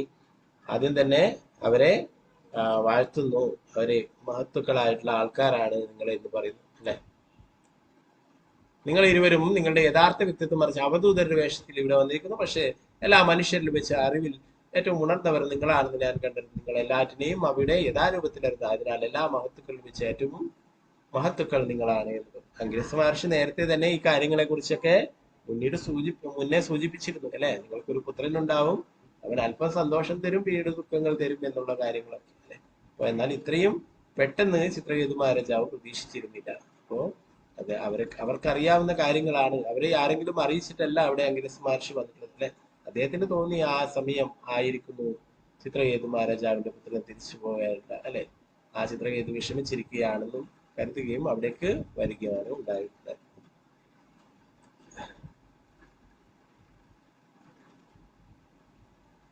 11ാമത്തെ ശ്ലോകത്തിൽ പറഞ്ഞു, കൃഷ്ണന്റെ ഏറ്റവും പ്രിയപ്പെട്ട ദാസന്മാരായ വൈഷ്ണവരുടെ ശ്രേഷ്ഠ പദവിയിലേക്ക് ഉയർത്തപ്പെട്ട ബ്രാഹ്മണർ ചിലപ്പോൾ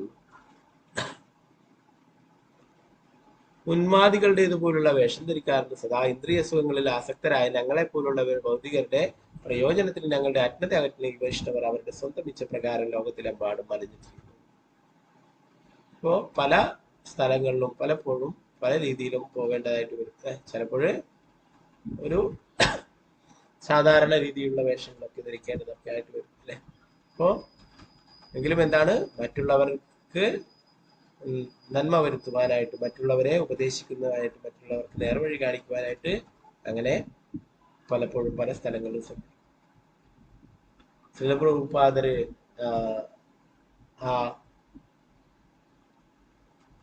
സമാധി ആയതിനു ശേഷം ഇസ്കോണിൽ നിന്നും ധാരാളം പേര് വിട്ടുപോവുകയുണ്ടായി. അവരൊക്കെ പല രാജ്യങ്ങളിലുള്ളവരും അവരൊക്കെ അവരവരുടേതായിട്ടുള്ള സ്ഥലങ്ങളിലൊക്കെ പിന്നീട് പോവുകയുണ്ടായി. ചില ആൾക്കാരിലൊക്കെ കൃഷ്ണാബോധം ഉപേക്ഷിച്ച പോലെ ആയിട്ട് പിന്നീട് വീണ്ടും എന്താ പറയാ, സന്യാസിമാരൊക്കെ ബ്രഹ്മചാരികൾ അങ്ങനെയൊക്കെയുള്ളവരൊക്കെ വീണ്ടും ആ ഗൃഹസ്ഥരുടെ ജീവിതത്തിലേക്ക് തന്നെ പോകുന്നവർ പോലെയൊക്കെ അങ്ങനെയൊക്കെ ഉണ്ടായി. ധാരാളം ആൾക്കാരെ ആ സമയത്തൊക്കെ വിട്ടുപോയി. അപ്പോൾ അതില് അവരൊക്കെ തിരിച്ചു കൊണ്ടുവരാനായിട്ട് പിന്നീടുള്ള പ്രഭുപാദന്റെ ശിഷ്യന്മാരൊക്കെ ധാരാളം പരിശ്രമങ്ങൾ നടത്തുകയുണ്ടായി. അപ്പോൾ ചില ആൾക്കാരൊക്കെ ഡിമാൻഡ് ചെയ്യുകയുണ്ടായി, ഞങ്ങൾ താമസിക്കുന്ന സ്ഥലത്ത് നിങ്ങൾ വരുന്നുണ്ടെങ്കിൽ നിങ്ങൾ ഈ കാഷായ വസ്ത്രം ഇതൊന്നും ഇട്ടിട്ട് വരരുത്, സാധാരണ വേഷത്തിൽ വരുന്നതാണെങ്കിൽ എന്നെ കാണാം എന്ന് പറഞ്ഞിട്ടൊക്കെ ഡിമാൻഡ് ചെയ്യുകയുണ്ടായി. അവരോട് സംസാരിക്കുവാനായിട്ട്, അവരെ തിരിച്ച് ഇവിടെ ഡിസ്കൗണ്ടിലേക്ക് കൊണ്ടുവരാനായിട്ട് അവരോട് സംസാരിക്കണമെങ്കിൽ എന്ന് അവർ പറയുന്നു.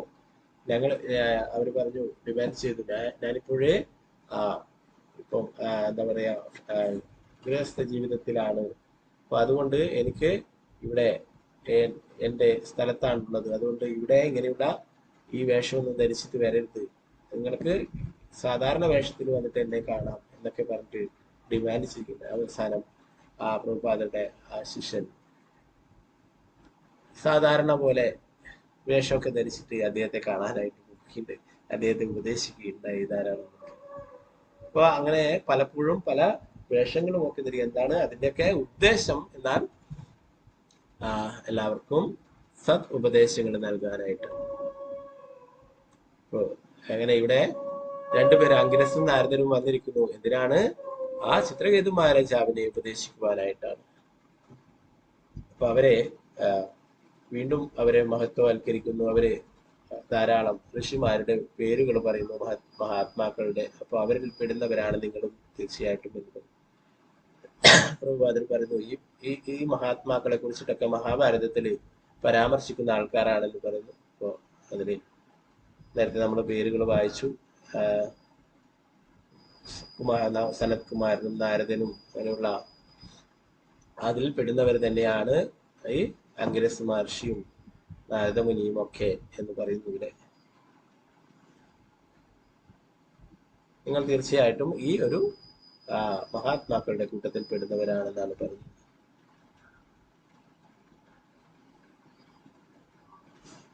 പ്രഭാതരുടെ പറഞ്ഞു, ജ്ഞാനഹേതവ എന്ന വാക്ക് വളരെ അർത്ഥവത്താണ്. എന്തുകൊണ്ടെന്നാൽ ഈ ശ്ലോകത്തിൽ പറയുന്ന മഹത് വ്യക്തികൾ ലോകമെമ്പാടും മലഞ്ഞു തിരിഞ്ഞ് ജനസാമാന്യത്തെ തെറ്റായി നയിക്കാനല്ല, മറിച്ച് യഥാർത്ഥ ജ്ഞാനം വിതരണം ചെയ്യാനായിരുന്നു.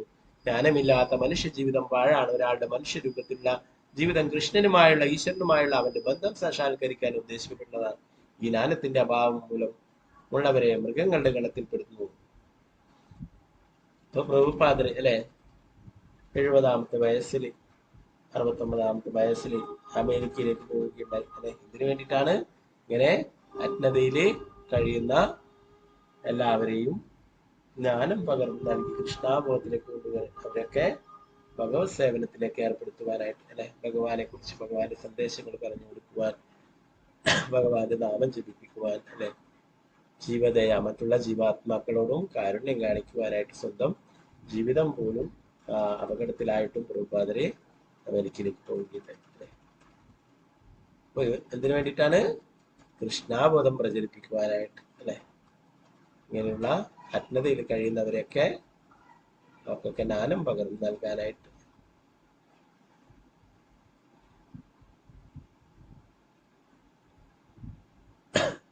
അപ്പൊ ഇങ്ങനെ ആത്മസാക്ഷാത്കാരത്തിന് വേണ്ടി ശ്രമിക്കാത്തവരെ, ആത്മീയ പാത തെരഞ്ഞെടുക്കാത്തവരെ കുറിച്ചിട്ടൊക്കെ ഭഗവാൻ പറയുന്നതായിട്ട് പറയുന്നു. അങ്ങനെയുള്ളവരുടെ ഈ ജ്ഞാനത്തിന്റെ അഭാവമുള്ളവർ മൃഗങ്ങളുടെ ഗണത്തിൽപ്പെടുത്തുന്നു. ഭഗവാൻ സ്വയം പറയുന്നു, നമാം ദുഷ്കൃതിനോ മൂഢ പ്രപത്യന്തേ നരാധമമായ അപഹൃതജ്ഞാന ആസുരം ഭാവമാസുരാൻ.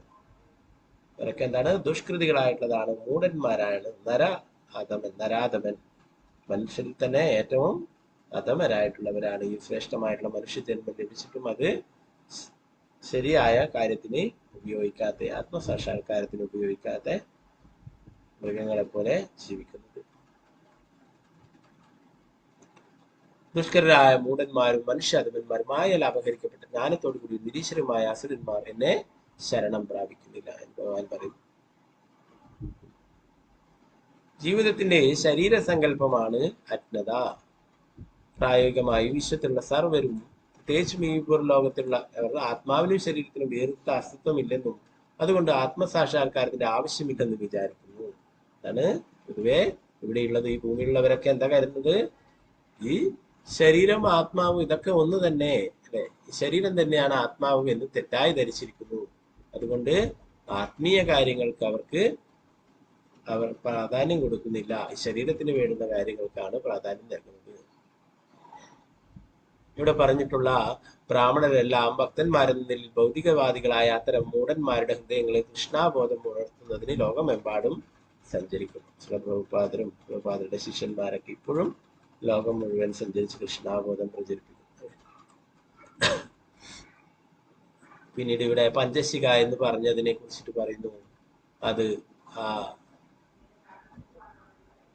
5 അവസ്ഥകളിൽ നിന്നും അന്നമയ, പ്രാണമയ, മനോമയ, വിജ്ഞാനമയ, ആനന്ദമയ എന്നീ സങ്കല്പങ്ങളിൽ നിന്നും മുക്തരായവരാണെന്ന് പറയുന്നു. അതുപോലെ തന്നെ പഞ്ചശിക എന്ന പേരിൽ ഒരു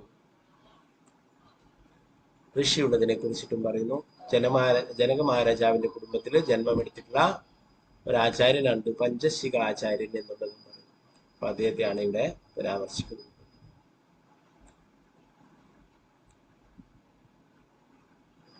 ശരീരത്തിൽ കുടികൊള്ളുന്ന ജീവസത്തയെ സംബന്ധിച്ചുള്ളതാണ് യഥാർത്ഥ ജ്ഞാനം. നിർഭാഗ്യവശാൽ അജ്ഞത മൂലം ജീവസത്ത താൻ ശരീരമാണെന്ന് കരുതുകയും അതുമൂലം സന്തോഷവും ദുഃഖവും അനുഭവിക്കുകയും ചെയ്യുന്നു. നമ്മളെല്ലാം തന്നെ ഭഗവാന്റെ ശാശ്വതമായിട്ടുള്ള അംശമാണ്, ആത്മാവാണ് അല്ലെ?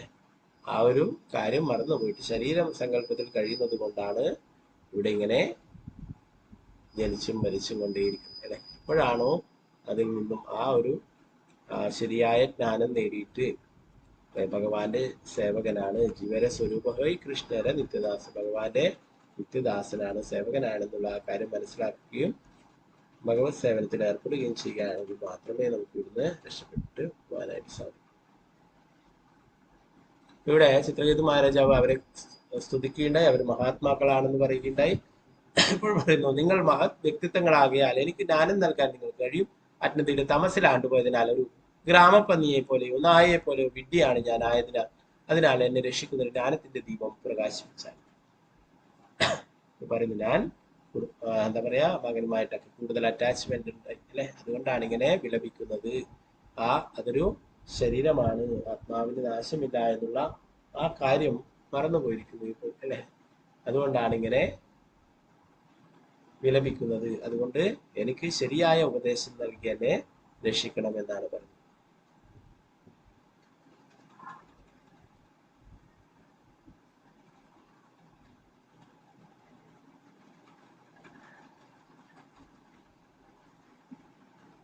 പ്രവാചകൻ പറയുന്നു, ജീവിതത്തിന്റെ അത്യുന്നത ലക്ഷ്യവും നേട്ടവും എന്തെന്ന് മനസ്സിലാക്കുവാൻ ജിജ്ഞാസുവായ ഒരുവൻ ഒരു യഥാർത്ഥ ആധ്യാത്മിക ഗുരുവിനെ സമീപിച്ച് അദ്ദേഹത്തിന് ആത്മസമർപ്പണം ചെയ്യണം. അജ്ഞതയുടെ അന്ധകാരം അകറ്റാൻ ജ്ഞാനം ലഭിക്കണമെന്ന് യഥാർത്ഥത്തിൽ ആകാംക്ഷയുള്ള ഒരാൾക്ക് മാത്രമേ ഒരു ഗുരുവിനെ, ആധ്യാത്മിക ഗുരുവിനെ സമീപിക്കുവാൻ അർഹതയുള്ളൂ. നമുക്ക് യഥാർത്ഥ ജ്ഞാനം ലഭിക്കണം എന്ന് വെച്ച് കഴിഞ്ഞാൽ ഒരു ഗുരുവിനെ സ്വീകരിക്കണം എന്നാണ് പറയുന്നത്. ഈ ആധ്യാത്മിക ജ്ഞാനം നേടുന്നതിനും ഭക്തിയിൽ ഉയരുന്നതിനുമാണ് ഒരു ഗുരുവിനെ സ്വീകരിക്കേണ്ടത്. അല്ലാത്ത കാര്യങ്ങൾക്കായിട്ട് ഭൗതിക പ്രയോജനങ്ങൾക്ക് വേണ്ടിയിട്ട് ഗുരുവിനെ സമീപിക്കേണ്ടതായിട്ടില്ല എന്ന്. ഗൗരി കിഷോരിദാസ് ബാബാജി, ഭക്തി സിദ്ധാർത്ഥ സരസ്വതി ഠാക്കൂർ പ്രഭുപാദ് മഹാരാജിന്റെ ഗുരു, അദ്ദേഹം ബാബാജിയാണ്. അദ്ദേഹത്തിന് അത്ഭുത സിദ്ധികളൊക്കെ. അപ്പോൾ അദ്ദേഹത്തിൽ നിന്നും അനുഗ്രഹങ്ങൾ നേടുവാനായിട്ട്, ഭൗതികമായിട്ടുള്ള ആഗ്രഹങ്ങൾ നേടിയെടുക്കുവാനായിട്ട് ധാരാളം ആൾക്കാർ അദ്ദേഹത്തെ സമീപിക്കുമായിരുന്നു. അവരെ ഭയന്നിട്ട് ഗൗരി കിഷോരിദാസ് ബാബാജി അവിടെ ടോയ്ലറ്റിനുള്ളിലൊക്കെ പോയിട്ട് ഒളിക്കുമായിരുന്നു. ആര് പോയിട്ട് മുട്ടിയാലും തുറക്കില്ല. ഭക്തി സിദ്ധാർത്ഥ സരസ്വതി ഠാക്കൂർ പ്രഭുപാദ് മഹാരാജ് വന്നു കഴിഞ്ഞാല് അദ്ദേഹത്തിനെയും പിടിച്ച് അവിടെ ടോയ്ലറ്റിലിടും. എന്നിട്ട് അവിടുന്ന് കാര്യങ്ങളൊക്കെ സംസാരിക്കും. അത്ര പോലും ഭയന്ന്, ഭൗതികവാദികളെ ഭയന്നിട്ട് പുറത്തേക്ക് ഇറങ്ങില്ല. കാരണം അവര് ഭൗതിക ആഗ്രഹങ്ങൾ ചോദിക്കുന്നു അല്ലെ? അവരെ ഒരു തരത്തിൽ ഇവിടുന്ന് പിന്നെയും ബന്ധനത്തിലാക്കുകയാണ് ചെയ്യുക, അങ്ങനെയുള്ള ഭൗതിക ആഗ്രഹങ്ങൾ നേടിക്കൊടുത്തിട്ടല്ലേ. അതുകൊണ്ട് അതിന് അദ്ദേഹം തയ്യാറാവുകയായിരുന്നില്ല ഒരിക്കലും. അപ്പൊ ഇവിടെ പറഞ്ഞു, പ്രഭുപാദർ പറഞ്ഞു, ഭൗതികമായിട്ടുള്ള പ്രയോജനങ്ങൾക്ക് വേണ്ടിയിട്ടല്ല ഗുരുവിനെ സ്വീകരിക്കേണ്ടത്, ആധ്യാത്മിക ജ്ഞാനം ലഭിക്കുവാനായിട്ട്, ആധ്യാത്മികമായിട്ട് ഉയർന്നു വരാൻ മാത്രമായിരിക്കണം എന്ന് പറയും. എന്തെങ്കിലും രോഗശമനത്തിന് വേണ്ടിയോ അല്ലെങ്കിൽ അത്ഭുതകരമായ നേട്ടത്തിന് വേണ്ടിയോ ഗുരുവിനെ സമീപിച്ചുള്ളൂ. ഗുരുവിനെ സമീപിക്കേണ്ട രീതി ഇതല്ല. തദ്വിജ്ഞാനാർത്ഥം ഒരുവൻ ആധ്യാത്മിക ജീവിതത്തിന്റെ അതീന്ദ്രിയ ശാസ്ത്രം ഗ്രഹിക്കുന്നതിന് ഗുരുവിനെ സമീപിക്കുന്നത്. ദൗർഭാഗ്യത്തിന് കലിയുടെ യുഗത്തിൽ ശിഷ്യന്മാർക്ക് മുന്നിൽ മായാജാലം പ്രകടിപ്പിക്കുന്ന വ്യാജ ഗുരുക്കന്മാരുണ്ട്. വിഡ്ഢികളായ ധാരാളം ശിഷ്യന്മാർ ഭൗതിക നേട്ടങ്ങൾക്ക് വേണ്ടി അത്തരം മായാജാലങ്ങൾ കാണാൻ ആഗ്രഹിക്കുകയും ഇത്തരം ശിഷ്യന്മാർ ആത്മീയതയുടെ അന്ധകാരത്തിൽ നിന്നും തങ്ങളെ തന്നെ രക്ഷിക്കുന്നതിന്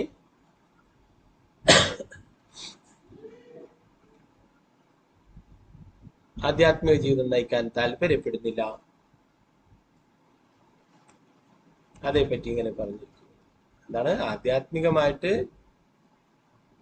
ഉയർന്നു വരാനാണ് ഒരു ഗുരു. എന്നാൽ ഇന്നത്തെ കാലത്ത് ധാരാളം ആൾക്കാർ ഒരു ഫാഷനായിട്ട് ഗുരുവിനെയൊക്കെ സ്വീകരിക്കുന്നു. ചില ഗുരുക്കന്മാരൊക്കെ മായാജാലങ്ങളൊക്കെ കാണിച്ചിട്ട് ശിഷ്യന്മാരെ സന്തോഷിപ്പിക്കുകയും ചെയ്യുന്നു. പ്രഭാതത്തിൽ ധാരാളം ആൾക്കാർ വന്നിട്ട് പറയുന്നുണ്ട്, എന്റെ ഗുരു അങ്ങനെ ചെയ്യും ഇങ്ങനെ ചെയ്യുന്നു.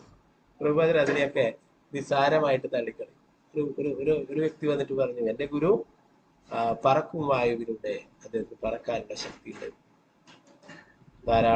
അദ്ദേഹം ധാരാളം കാലം അതിനായിട്ട് ഉപയോഗിച്ചു. അത്രയും കഠിന പരിശീലനമൊക്കെ നേടിയിട്ട് സിദ്ധികളൊക്കെ നേടിയിട്ട് എന്താണ് പറക്കുന്നു. പ്രഭാതർ പറഞ്ഞു, അതിനു വേണ്ടിയിട്ട് ജീവിതത്തിൽ ഇത്രയും വിലപിടിച്ച സമയം പാഴാക്കി കളഞ്ഞോ? ഇത് പറക്കാൻ എന്താണ് ഒരു ചെറിയ കൊതുക് വരെ പറക്കുന്നുണ്ട്. ഇത് അത്ര വലിയ കാര്യമൊന്നുമല്ല അല്ലെ? കൊതുക് അനേക വർഷങ്ങൾ തപസ് ചെയ്തിട്ടോ ഇതൊന്നല്ല പറക്കുന്ന ശക്തി തരും അല്ലെ? അപ്പൊ ഇതൊക്കെ ഈ സിദ്ധികളൊക്കെ നേടുന്നതിന് ഇങ്ങനെ ജീവിതം വെറുതെ പാഴാക്കുന്നതിന് യാതൊരു അർത്ഥമില്ലായിരുന്നു. എനിക്കങ്ങനെ പറക്കണം തോന്നുമ്പോൾ ഇവിടെ ഫ്ലൈറ്റ് ഉണ്ട്, അതിൽ പോവാം അല്ലെ? വേറൊരുത്തം വന്നിട്ട് പറഞ്ഞു, എന്റെ ഗുരു വെള്ളത്തിന്റെ മുകളിലെ കൂടി നടക്കുമെന്ന്. അനേക വർഷങ്ങൾ പരിശീലനം ചെയ്തിട്ട് അങ്ങനെ സിദ്ധി നേടുകയില്ല. പ്രഭുപാദർ പറഞ്ഞു, ഇതിനെന്താണ്, ഒരു രൂപ കൊടുത്തു കഴിഞ്ഞാൽ ബോട്ടിൽ എനിക്ക് അക്കരയ്ക്ക് പോവാം. അതിനായിട്ട് ജീവിതത്തിലെ ഇത്രയും വിലപ്പെട്ട സമയം കളയേണ്ടതായിട്ടില്ല. അങ്ങനെ ധാരാളം ഇങ്ങനെയുള്ള സിദ്ധികൾ കാണിക്കുന്നതിലും അത്ഭുതങ്ങൾ കാണിക്കുന്നതിലൊക്കെ ആകർഷിച്ചിട്ട് ധാരാളം ആൾക്കാർ അങ്ങനെയുള്ള ഗുരുവിനെയൊക്കെ സ്വീകരിക്കും. ചില ആൾക്കാർ നേരത്തെ നമ്മൾ പ്രഭുപാദർ തന്നെ പറയുകയുണ്ടായി അല്ലെ, അത്ഭുതങ്ങൾ കാട്ടിയിട്ട് വായുവിൽ നിന്ന് ഓരോ വസ്തുക്കളൊക്കെ എടുത്തിട്ട് നൽകുക. ചെറിയ അങ്ങനെയുള്ള കാര്യങ്ങളൊക്കെ കാണിക്കുമ്പോൾ എന്താണ് അത് ഭഗവാനാണ് എന്ന് പറയും അല്ലെ? ഭഗവാൻ അങ്ങനെ അത്ഭുതങ്ങൾ കാണിച്ചിട്ട് സിദ്ധികൾ കാണിച്ചിട്ട് ഭഗവാനാവേണ്ടതായിട്ടില്ല. കൃഷ്ണസ്തു ഭഗവാൻ സ്വയം. ഭഗവാൻ സ്വയം ഭഗവാൻ തന്നെയാണ്. ഇനി ആരെങ്കിലും ഭഗവാനെ ഭഗവാനാക്കേണ്ടതായിട്ടില്ല അല്ലെ? എന്നാൽ ഇങ്ങനെയുള്ള ആൾക്കാരൊക്കെ സിദ്ധി കാണിക്കുമ്പോൾ അവരെ ഭഗവാനാണ്, ദൈവമാണ് എന്നൊക്കെ പറഞ്ഞിട്ട് ധാരാളം വിഡ്ഢികളായിട്ടുള്ള ആൾക്കാർ ആരാധിക്കുന്നു. പ്രഭുപാദർ പറഞ്ഞു, ഓം അജ്ഞാനതിമിരാന്തസ്യാനനാശനാശലാഗയാചുരുന്മീലിതം യേന തസ്മൈ ശ്രീ ഗുരുവേ നമഃ. നമ്മൾ പ്രാർത്ഥിക്കുന്നതാണ് അല്ലെ ഗുരുവിനോട്. അജ്ഞതയുടെ അന്ധകാരത്തിലായിരുന്നു ഞാൻ ജനിച്ചത്. എന്റെ ആധ്യാത്മിക ഗുരു ജ്ഞാനത്തിന്റെ ദീപത്താൽ എന്റെ വിഴികൾ തുറപ്പിച്ചു. അദ്ദേഹത്തിന് ഞാൻ എന്റെ ആദര പ്രണാമങ്ങൾ അർപ്പിക്കുന്നു. ഗുരുവിന്റെ നിർവചനം നൽകുന്നതാണ് ഈ ശ്ലോകം. എല്ലാവരും അജ്ഞാനാന്ധകാരത്തിലാണ്. ആകയാൽ എല്ലാവരും അതീന്ദ്രിയജ്ഞാനത്താൽ ഉണർത്തപ്പെടുന്ന ആവശ്യമാണ്. ഈ ഭൗതിക ലോകത്തിലെ അജ്ഞാനാന്ധകാരത്തിലെ ചുറ്റിത്തിരയിൽ നിന്നും സ്വന്തം ശിഷ്യനെ രക്ഷിക്കുന്നവനാണ് യഥാർത്ഥ ആധ്യാത്മിക ഗുരു. അവരെന്ത് അജ്ഞാനത്തിന്റെ അന്ധകാരത്തിലാണ് അല്ലെ? അജ്ഞാനതിമിരം, അജ്ഞാനതിമിരാന്തസ്യ അല്ലെ? എന്തിന്റെ തിമിരാണ്?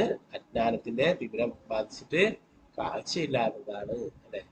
ജ്ഞാനാഞ്ജന ശലാഖയ ചക്ഷുരുന്മീലിതം യേന തസ്മൈ ശ്രീ. ആ ജ്ഞാനത്തിന്റെ അഞ്ജനം നൽകിക്കൊണ്ട് എന്റെ കണ്ണുകള് തുറപ്പിച്ചാലും എന്നാണ്. അപ്പോ ഗുരു, ആധ്യാത്മിക ഗുരു എന്താണ്? ശിഷ്യനെ ആധ്യാത്മിക ജ്ഞാനം നൽകിയിട്ട് ഉയർത്തിക്കൊണ്ടുവരാനായിട്ടുള്ളതാണ്. അല്ലാതെ ഭൗതികമായിട്ടുള്ള കാര്യങ്ങൾക്കായിട്ട് അങ്ങനെയുള്ള ഗുരുവിനെ സ്വീകരിക്കരുത് എന്നാണ് പ്രയോജനത്തിന് വേണ്ടി ഭൗതികമായിട്ട്. ബാക്കി ഭാഗങ്ങൾ നമുക്ക് നോക്കാം. അപ്പൊ നേരത്തെ അങ്കിരസ മഹർഷിയോട് ചിത്രകേതു മഹാരാജാവ് തന്റെ ആ ഭൗതികമായിട്ടുള്ള ആഗ്രഹങ്ങൾ പ്രകടിപ്പിക്കുകയാണ് ചെയ്തത് അല്ലെ? തനിക്ക് യോഗ്യതയില്ല, അങ്ങനെ ഒരു വിധിയില്ല എന്നാണെങ്കിലും അതിനെ മറികടന്നുകൊണ്ട് അങ്ങനെ ഒരു പുത്രൻ വേണമെന്ന് ആഗ്രഹിക്കുകയും അങ്ങനെ യത്നങ്ങൾ ചെയ്യും. അതിന്റെ ആ പ്രസാദം നൽകി അങ്ങനെ ഒരു പുത്രൻ ഉണ്ടാവുകയും ചെയ്തു അല്ലെ? എന്നാൽ ആ പുത്രൻ ഇപ്പോഴ് നഷ്ടപ്പെട്ടിരിക്കുന്നു അല്ലെ?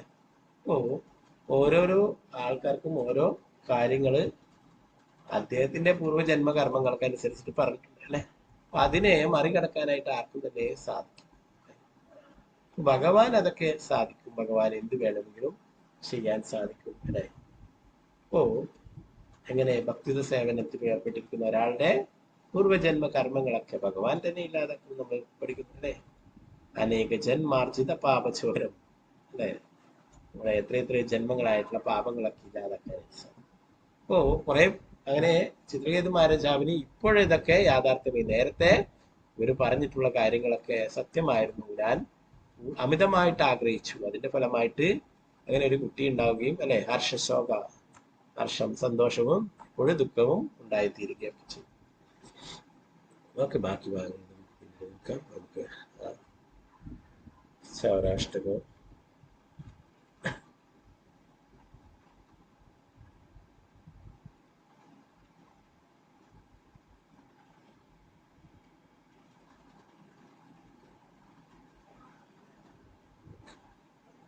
श्री सौराष्ट्रगम की जय, नीलमंगल ठाकुर की जय। वाचे प्रसीदं नवनीत चोरं गोपाङ्गनानां चतुर्भुजचोरम् अनेक जन्मार्जिता पापचोरं चोराग्रगण्यं पुरुषं नमामि। श्रीराधिकाया हृदयस्य चोरम् नवाम्बुदश्यामलकान्तिचोरं पादाश्रितानां च समस्तचोरं चोराग्रगण्यं पुरुषं नमामि। अकिञ्चनीकृत्य पादाश्रितं या करोति विश्वं पदीगेहहीनं केनाप्यहो भीष्ण चौरयेद्रि दृष्टाश्रुतो वा न जगत्त्रयेऽपि यदीयनामापि आराध्यशेषं गिरिप्रसरनापि पापराशिम् आश्चर्यरूपो ननु चौरयेद्रि दृष्टाश्रुतो वा न मया कदापि।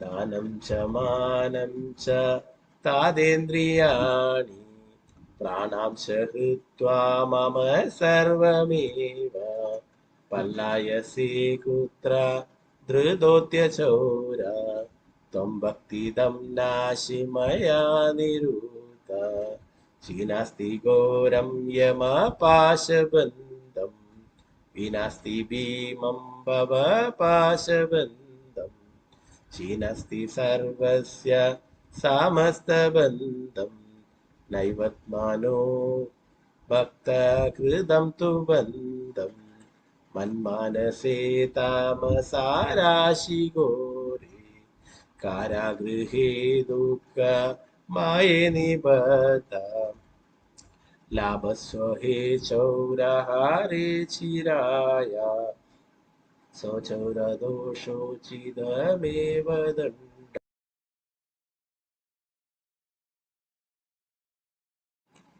कारागृहे वास सदा हृदे मदीये मद्भक्तिपाशदृढबन्धन निश्चलः सन् तं कृष्ण हे प्रलयकोटिशतान्तरेऽपि सर्वस्य चोरहृदयं न हि मोचयामि। नीलमंगल ठाकुर की जय, चौराष्टकम की जय। पुरुषोत्तम योगम।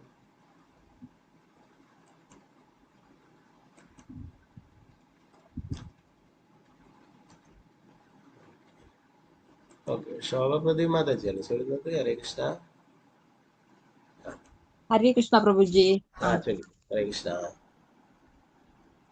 ഓം നമോ ഭഗവതേ വാസുദേവായ. ഓം നമോ ഭഗവതേ വാസുദേവായ. ഓം നമോ ഭഗവതേ വാസുദേവായ. അധ പഞ്ചദശോऽധ്യായः പുരുഷോത്തമയോഗः. ശ്രീഭഗവാനുവാച ഊർധ്വമൂലമധഃശാഖം അശ്വത്ഥം പ്രാഹുരव्ययम् ഛന്ദാസി യസ്യ പർണാനി യസ്തം വേദ സ വേദവേദ്. അധശ്ചോർത്തം പ്രസ്ഥാസ്തസ്യ ശാഖാ ഗുണാ പ്രവൃദ്ധാ വിഷയാ പ്രവാലഃ. അധശ്ച മൂല്യാനനുസന്തതാനി കർമാനുബന്ധിനി മനുഷ്യലോകേ. നാരൂപമസ്യേഹ തദോപലഭ്യതേ നാന്തോ നാചാദിർനാ ചാസംപ്രതിഷ്ഠാ. അശ്വത്ഥമേനം സുവിരൂഢമൂലം അസംഗശസ്ത്രേണ ദൃഢേന ചിത്വാ. തഥാ പദം തത് പരിമാർഗിതവ്യം യസ്മിൻ ഗതാ നാനിവർത്തന്തി ഭൂയഃ.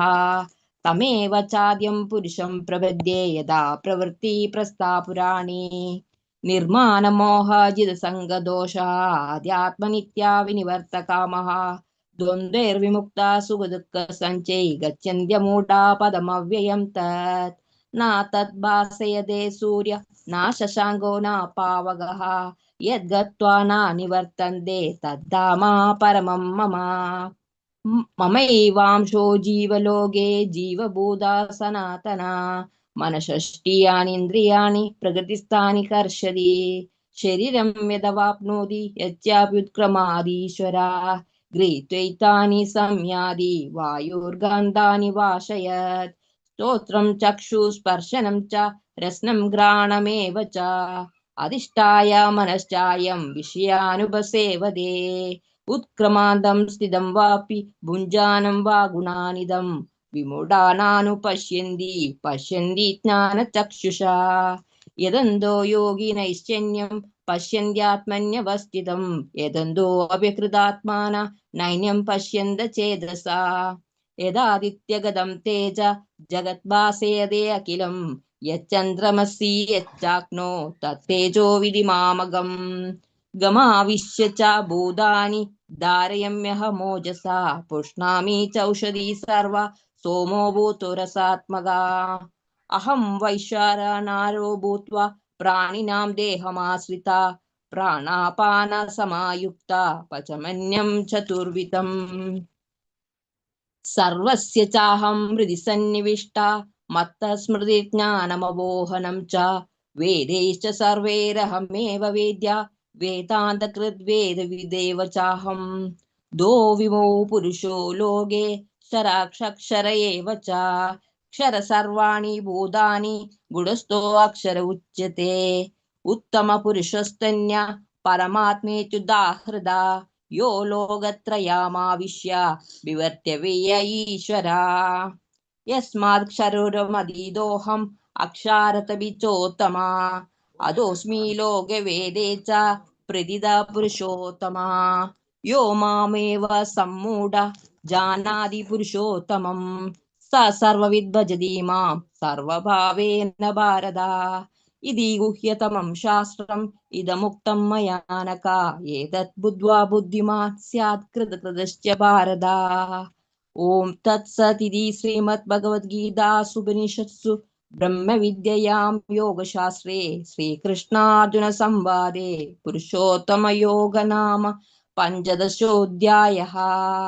ഹരേ കൃഷ്ണ കൃഷ്ണ കൃഷ്ണ ഹരേ ഹരേ ഹരേ രാമ രാമ രാമ ഹരേ ഹരേ ഹരേ കൃഷ്ണ കൃഷ്ണ കൃഷ്ണ ഹരേ ഹരേ ഹരേ രാമ രാമ രാമ ഹരേ ഹരേ ഹരേ കൃഷ്ണ കൃഷ്ണ കൃഷ്ണ ഹരേ ഹരേ ഹരേ രാമ രാമ രാമ ഹരേ ഹരേ. ഹരേ കൃഷ്ണ പ്രഭുജി. ഹരേ കൃഷ്ണ ഹരേ കൃഷ്ണ. ഓക്കെ, നമുക്കിനി ഭഗവാനെ സ്തുതിച്ചുള്ള ഒരു ശ്ലോകം കൂടി ചൊല്ലിട്ട് ക്ലാസ് വെച്ചു. ഗോവർദ്ധനാധരം വന്ദേ ഗോപാലം ഗോപരൂപിണം ഗോവർദ്ധനാധരം വന്ദേ ഗോപാലം ഗോപരൂപിണം ഗോകുലോത്സവമീശാനം ഗോവിന്ദം ഗോപികാപ്രിയം ഗോവിന്ദം ഗോപികാപ്രിയം വന്ദേ നവഗണശ്യാമം ദ്വിഭുജം മുരളീധരം മുരളീധരം പീതാംബരധരം ദേവം സരാധാം പുരുഷോത്തമം പുരുഷോത്തമം. പ്രഭുജി പ്രണാമം. ഹരേ കൃഷ്ണ പ്രഭുജി. ഹരേ കൃഷ്ണ.